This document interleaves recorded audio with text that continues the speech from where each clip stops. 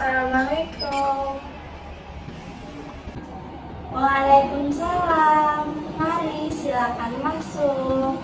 Saya dengan Asep yang telah menghubungi Ibu untuk melakukan konseling hari ini. Baiklah Azet, bagaimana kabarmu hari ini?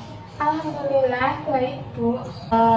Apakah sebelumnya kamu pernah mengikuti kegiatan konseling?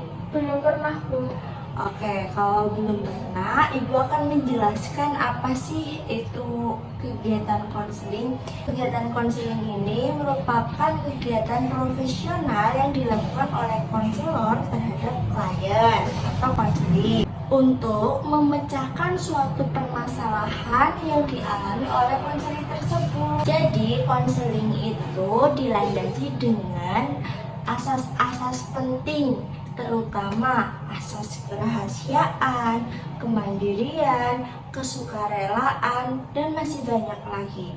Dan yang akan Ibu jelaskan itu mengenai asas kerahasiaan, di mana asas kerahasiaan ini menjaga data dari kamu. Kayak misal kamu bercerita sama Ibu jamin data dan kerahasiaan ini akan terjaga karena asas kerahasiaan ini bersifat privacy. Kamu jangan khawatir akan kebocoran data atau cerita yang kamu ceritakan kepada Ibu. Begitu. Apakah kamu sudah paham? Paham, Bu. Begitu ya, Bu. Wah, sekarang jadi saya paham tentang apa sih itu konseling. Oke, jadi pertemuan kita itu dibatasi oleh waktu. Di antaranya waktu itu 10-15 menit.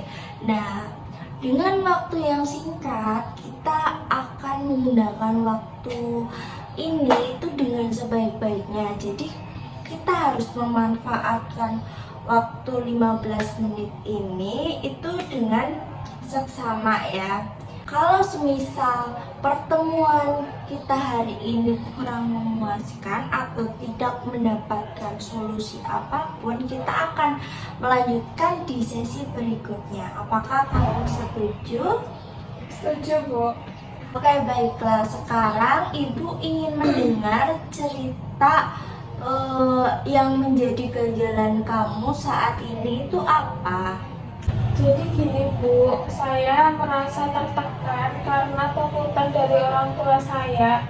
Mereka selalu menginginkan yang mereka inginkan terbaik, tetapi itu membuat saya merasa tertekan. Baiklah, saya menghargai perasaan kamu.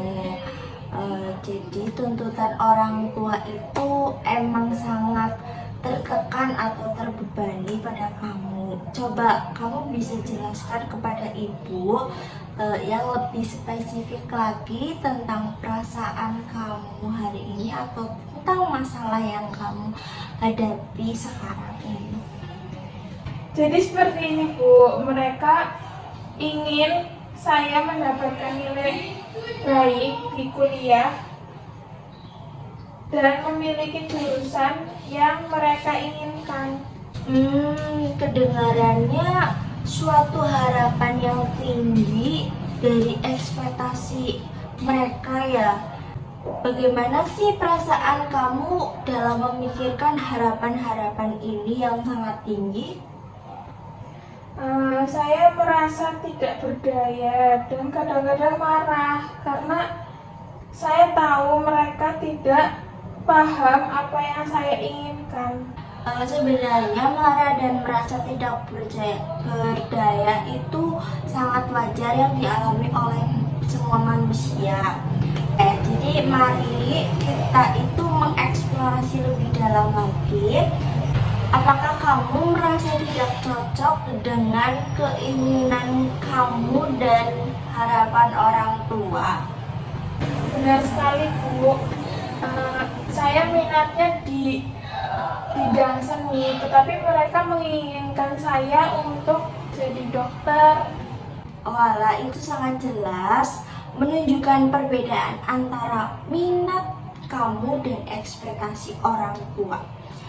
Apa sih yang kamu rasakan ketika membayangkan bahwa kamu itu mengejar karir di seni? Jadi gini Bu, saya merasa bahagia saat melukis, tapi merasa bersalah karena tidak memenuhi harapan orang tua.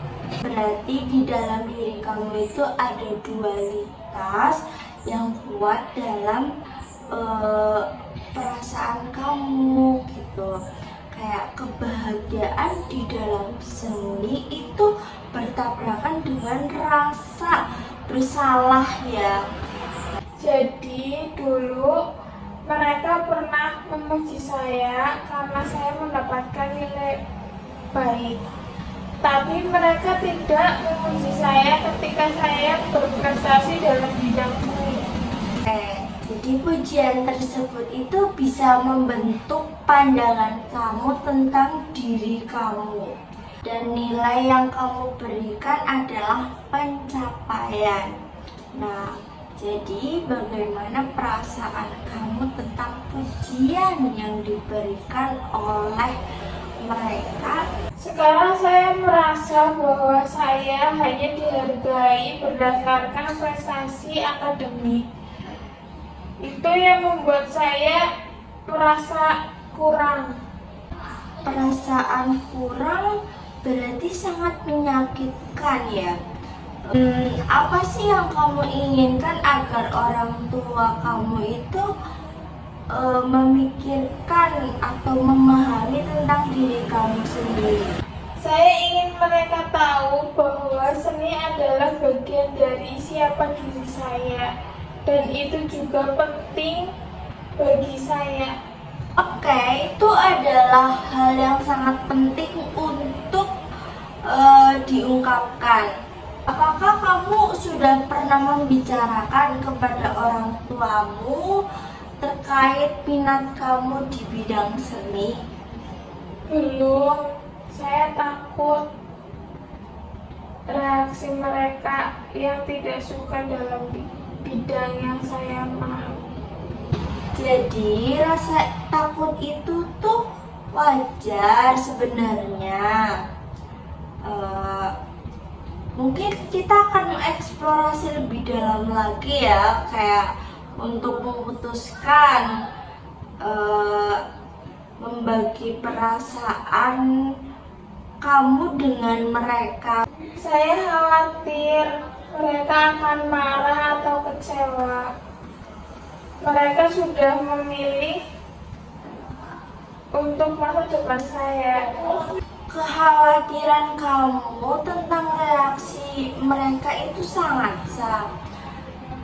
Tetapi penting untuk kamu berkomunikasi tentang apa yang kamu inginkan. Nah, bagaimana jika kita itu membuat rencana tentang bagaimana kamu bisa bicara dengan mereka tentang minat kamu di bidang seni gitu.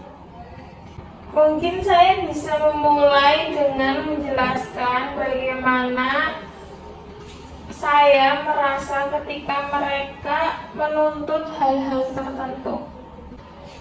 Sebenarnya itu merupakan pendekatan yang baik.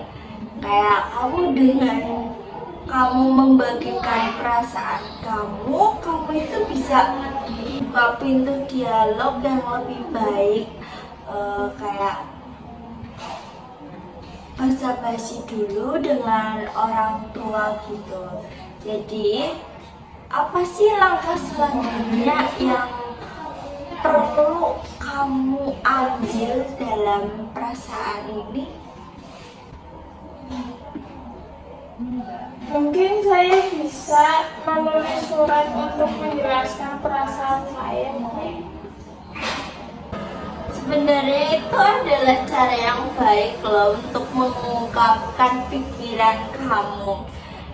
Di dalam surat itu tuh kamu bisa mengeksplorasikan rasa cinta dan penghargaan kamu kepada mereka sambil kamu menjelaskan impian kamu gitu. Jadi apa sih yang ingin kamu sertakan di dalam surat itu? Saya ingin menceritakan bagaimana pengalaman saya di dalam bidang seni tersebut. Oke, itu luar biasa sekali loh.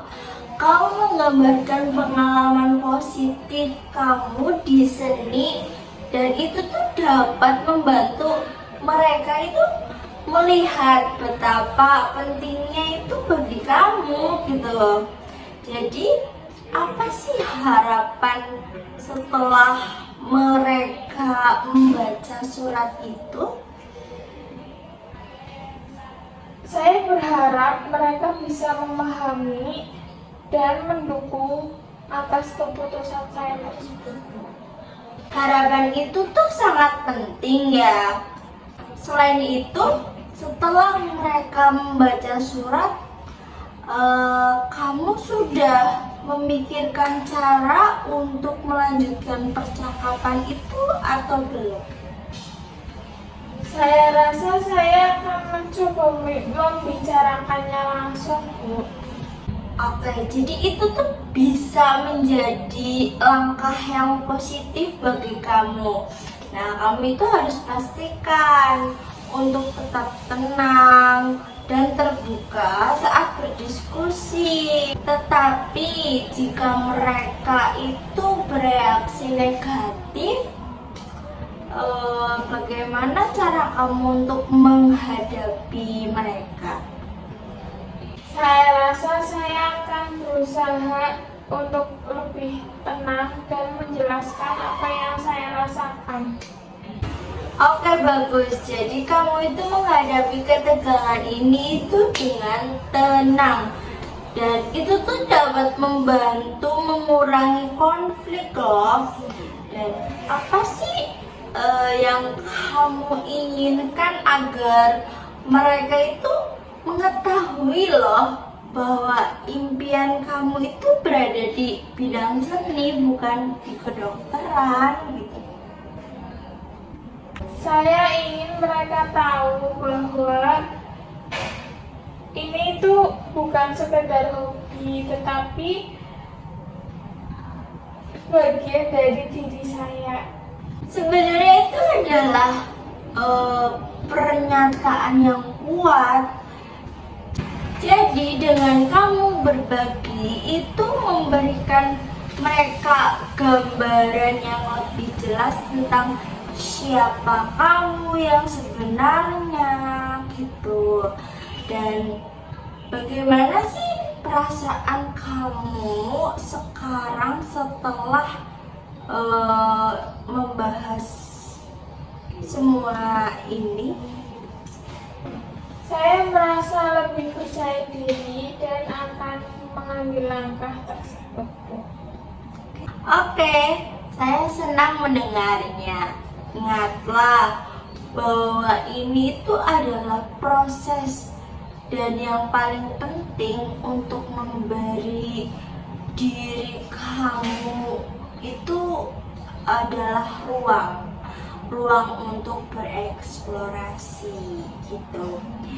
Dan kamu itu harus lebih sering berkomunikasi kepada orang tua kamu mengenai hal-hal yang kamu sukai dan hal-hal yang kamu tidak sukai, agar orang tua kamu itu bisa mengerti bahwa kamu itu sebenarnya di bidang apa sih, terus kesukaan kamu itu apa, yang kamu tidak suka itu apa gitu. Jadi Ibu rasa ini sudah cukup. Kita mengakhiri sesi konseling ini ya. Ibu akan menjamin kerahasiaan yang kamu tadi ceritakan kepada ibu itu dengan aman. Baik, Bu, saya percaya itu kok. Oke, sebelum sesi ini berakhir, apakah kamu ingin bertanya atau ingin membicarakan sesuatu kepada Ibu? Sepertinya sudah cukup, Bu. Oke, kalau misal kamu inginkan sesi selanjutnya, kamu bisa menghubungi Ibu dan jangan sungkan-sungkan untuk datang ke sini ya. Baik, Ibu. Oke, cukup sampai di sini saja. Ibu berterima kasih kepada kamu karena kamu sudah mempercayai Ibu dan kamu sudah meluangkan waktu kamu untuk bercerita dan membahas persoalan ini. Jadi sampai jumpa di lain waktu. Semoga kita dapat bertemu kembali. Terima kasih, Ibu.